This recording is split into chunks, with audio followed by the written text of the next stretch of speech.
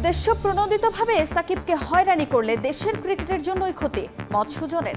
বললেন সম্প্রতি মামলা সহ নানা কারণে প্রত্যাশা পূরণে ব্যর্থ হচ্ছেন অলরাউন্ডার।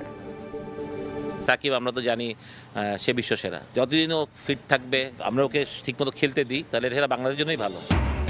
সফলতা ছাড়াই 11 বছর ধরে অলিম্পিক অ্যাসোসিয়েশনের মহাসচিবের চেয়ার দখলে রেখেছেন শাহেদ রেজা।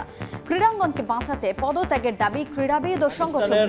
রাওয়ালপিন্ডিতে অনুষ্ঠিত পাকিস্তানের বিরুদ্ধে। আসসালামু আলাইকুম সুপ্রিয় দর্শক বন্ধুরা, এবার একে একে সকল ক্রীড়াবিদরা সাকিব আল হাসানের পাশে দাঁড়িয়েছেন এবং সেই সাথে সাকিব আল হাসান সেই সকল মামলা থেকে এবার অব্যাহতি পেতে যাচ্ছেন। দর্শক বন্ধুরা, অন্যদিকে সাকিব আল হাসানের উপর উদ্দেশ্য প্রণোদিত কোনো হয়রানি করলে এটি বাংলাদেশ ক্রিকেটের জন্য এবং বাংলাদেশের জন্য অত্যন্ত লজ্জাজনক বলে মনে করছেন সুজন স্যার। দর্শক বন্ধুরা, তবে শেষ পর্যন্ত অতি শীঘ্রই সেই সকল মামলা থেকে খালাস পেতে যাচ্ছেন এটাই বোঝা যাচ্ছে। অন্যদিকে এবার বাংলাদেশের ফুটবলের সভাপতি কাজী সালাউদ্দিনকে যেন কিছুতেই পদত্যাগ করতে পারছে না, অথচ একের পর এক নানা মিটিং মিছিল করে যাচ্ছে। তো দর্শক বন্ধুরা, আপনাদের মাঝে বেশ কিছু গুরুত্বপূর্ণ তথ্য তুলে ধরেছি এবং সেই সাথে সাকিব আল হাসানকে নিয়ে বেশ কিছু গুরুত্বপূর্ণ কথা বলেছেন সুজন স্যার। তো দর্শক বন্ধুরা, চলুন আমরা সেই সকল বিষয়গুলো পরিপূর্ণ জেনে নেই। অবশ্যই পুরো ভিডিওটি দেখবেন, তাহলে এই সকল বিষয়গুলো পরিপূর্ণ বুঝতে পারবেন। এর সাথে খেলাধুলাকে এক করা ঠিকও না, আবার খেলোয়াড়দেরও উচিত না খেলা অবস্থায় রাজনীতি করা। নায়ক থেকে খলনায়ক, 22 গজে তার বিশ্বসেরা অলরাউন্ডারের উপাধি ক্রিকেটে বাংলাদেশের স্ট্যান্ডার্ড উঁচুতে নিয়েছে নিঃসন্দেহে, কিন্তু রাজনীতির অপরিচ্ছন্ন ময়দানে নেমে বিতর্কিত হয়েছেন জাতীয় দলের অনেক জয়ের মূল চরিত্র, দেশের ইতিহাসের সেরা ক্রিকেটার সাকিব আল হাসান। গণ অভ্যুত্থানের পর আওয়ামী লীগের অন্য নেতাদের মতো ক্ষোভের আগুনের আঁচ লাগছে তার গায়েও। তার বিরুদ্ধে হয়েছে হত্যা মামলাও। জুলাই আগস্টের গণ অভ্যুত্থানের সময় দেশে ছিলেন না সাকিব। আওয়ামী নিপীড়নের সঙ্গে তার সম্পৃক্ততা ছিল কিনা তাও নিশ্চিত করে বলা যায় না। তার মতো ক্রীড়া ব্যক্তিত্বকে শাস্তি দেওয়ার ক্ষেত্রে আরও ভালোভাবে সব খতিয়ে দেখা উচিত। রাজনৈতিক প্রতিহিংসার শিকার যাতে না হন সেটা খেয়াল রাখার পরামর্শ খালেদ মাহমুদ সুজনের। সামনেই যে ভারত সফর ও চ্যাম্পিয়ন্স ট্রফির চ্যালেঞ্জ রয়েছে টাইগারদের। সাকিব যদি কোনো অন্যায় করে থাকে সেটার বিচারও হোক, বা র্যাশ ক্রিকেটার সাকিব আমরা তো জানি সে বিশ্বসেরা। তো যতদিন ও ফিট থাকবে আমরা ওকে ঠিকমতো খেলতে দিই তাহলে এটা বাংলাদেশের জন্যই ভালো। কিন্তু আপনি অন্যায় না করে যদি ওর উপরে অন্যায়ের প্রেশারটা চাপিয়ে দেন, বা হ্যাঁ ও মাত্র কয় মাস আগেই তো এমপি হয়েছিল, মানে এটা তো পার্লামেন্ট হচ্ছে কয়েকদিন আগে সেই ইলেকশন জিতেছে বা হোয়াট এভার সেটা জিতেছে, তো ও তো আসলে এর মধ্যে ক্রিকেটই খেলেছে, এর মধ্যে তো ঢুকতেই পারে নাই। মাঠের বাইরের নানা ঝামেলায় চাপে সাকিব, মাঠেও তার প্রভাব স্পষ্ট। ব্যাটে রান নেই, বোলিংটাও হচ্ছে না আপ টু দ্য মার্ক। এখান থেকে কি আর ঘুরে দাঁড়াতে পারবেন তিনি? এ যেন এক বড় প্রশ্ন। সাকিব আমরা সবসময় বলি mentally is very tough boy, but সব টাফের একটা লিমিট আছে। আসলে আমি জানি না এই লিমিটটা ক্রস করে গেছে কিনা। মাকসুম আলম খান, সময় সংবাদ, ঢাকা। ভারতের ব্যাটিং লাইন আপ পাকিস্তানের মতো না হলেও তাদেরও দুর্বলতা আছে, সেই জায়গা খুঁজে বের করে পেসারদের নিয়ে কাজ করা হচ্ছে, জানিয়েছেন বাংলাদেশ টাইগার্সের বোলিং কোচ তারেক আজিজ খান।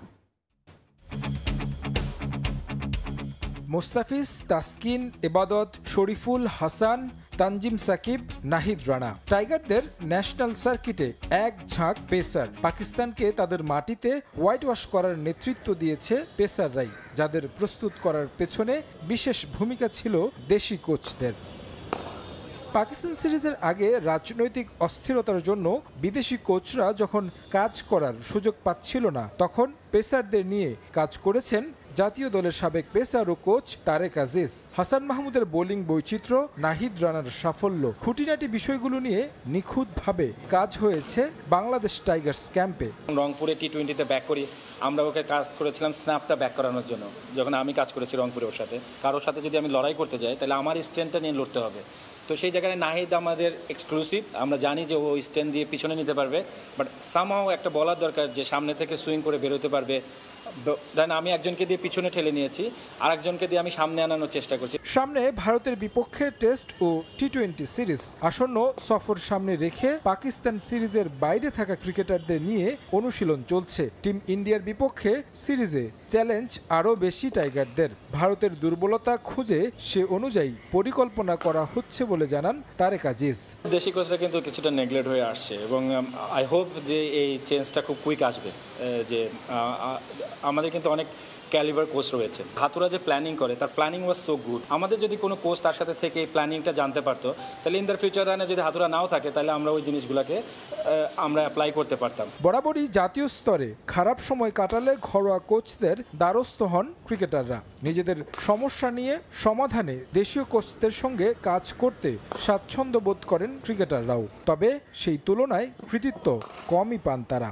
ইন্ডিয়ার যে ব্যাটিং লাইন আপটা আছে, আমরা জানি যে তারা অনেক বেশি স্কিলফুল। কোন প্লেয়ারটা কিভাবে আমরা তাদেরকে আটকাতে পারি টি-20 ফরম্যাটে, আমরা তাদেরকে নিয়ে কিন্তু তথ্য নিচ্ছি এবং আমরা জানি যে তাকে কাকে কিভাবে আটকাতে হবে। তো সেই জায়গাটায় আপনার আসলে পার্টিকুলার কাজ করা হবে। টেস্ট ও টি-20-র বিবেচনায় ক্রিকেটারদের নিয়ে আলাদাভাবে কাজ করা হচ্ছে বলেও জানান তারেক আজিজ। সেই জায়গাটায় আমাদের প্লেয়ারকেও আমরা চাই। তারেক হাসান শিমুল, সময় সংবাদ, ঢাকা। যারা দেশের হয়ে খেলেছেন, সাফল্য এনেছেন, তাদের যেন হেনস্থার শিকার হতে না হয়। সাকিব মাশরাফির প্রসঙ্গে এমন মন্তব্য করেছেন জাতীয় ফুটবল দলের সাবেক অধিনায়ক আমিনুল হক। ছাত্র জনতার অভ্যুত্থানের অংশ না হওয়া এবং আওয়ামী লীগের হয়ে বিতর্কিত নির্বাচনে অংশ নেয় তাদের জনগণের কাছে ক্ষমা চাওয়া উচিত বলেও মনে করেন দেশের একমাত্র সাফজয়ী অধিনায়ক। জাতীয় ফুটবল দলের সাবেক অধিনায়ক আমিনুল হক, যিনি একসময় ফুটবল মাঠ দাপিয়েছেন, দেশকে দিয়েছেন সর্বোচ্চ সাফল্য। তবে সেই আমিনুল হককে কিন্তু একটা সময় রাজনৈতিক প্রতিহিংসার শিকার হতে হয়েছিল, যার ফলে তাকে বহুবার যেতে হয়েছে জেল হাজতে। তবে সেই আমিনুল হক এখন মুক্ত এবং একই সঙ্গে তিনি ক্রীড়াঙ্গনের সংস্কার নিয়ে কথা বলছেন। আমাদের সঙ্গে আছেন আমিনুল হক। তার কাছে জানবো যে ক্রীড়াঙ্গনের যে সংস্কারের কথা চলছে এবং সম্প্রতি যিনি ক্রীড়া উপদেষ্টা হয়েছেন বারবার একটা কথা বলছেন যে ক্রীড়াঙ্গনের সংস্কার করতে চান। তার কাছ থেকে জানতে চাইবো যে সংস্কারটা কেমন হলে ক্রীড়াঙ্গন রাজনীতিমুক্ত হবে এবং একই সঙ্গে দীর্ঘমেয়াদে লাভবান হবে বাংলাদেশের ক্রীড়াঙ্গন। আমিনুল ভাই, আপনাকে স্বাগত জানাচ্ছি। ধন্যবাদ আপনাকে। প্রথমত হচ্ছে যে আমরা দীর্ঘ যে স্বৈরাচার শেখ হাসিনার পতন হয়েছে, বাংলাদেশ স্বাধীন হয়েছে, বাংলাদেশের মানুষ এখন স্বস্তির নিঃশ্বাস ফেলছে এবং স্বাধীন বাংলাদেশে মুক্ত আকাশে মুক্ত বাতাসে আজকে মানুষ তার মতামত প্রকাশ করতে পারছে।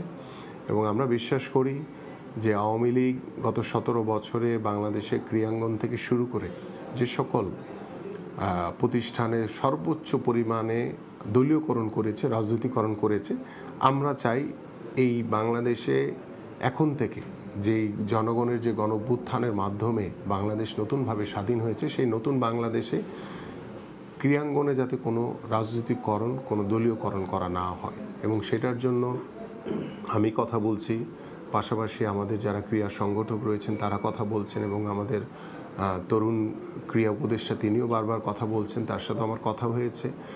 আমরা চাই যে কোনো বিশেষ দলকে কোনোভাবেই সুযোগ না দিয়ে আমরা চাই যে সকলে মিলে, এবং যেখানে গত 17 বছরে আমাদের যারা ক্রীড়া সংগঠক বঞ্চিত ছিলেন।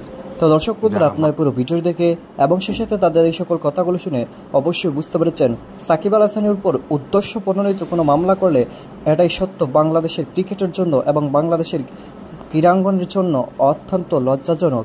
কারণ সাকিব আল হাসানের মতো একজন সুপারস্টারের উপর যদি কোনো মিথ্যা মামলা হয় তাহলে এটি বাংলাদেশের অত্যন্ত একটি অলৌকিক ঘটনা হয়ে যাবে।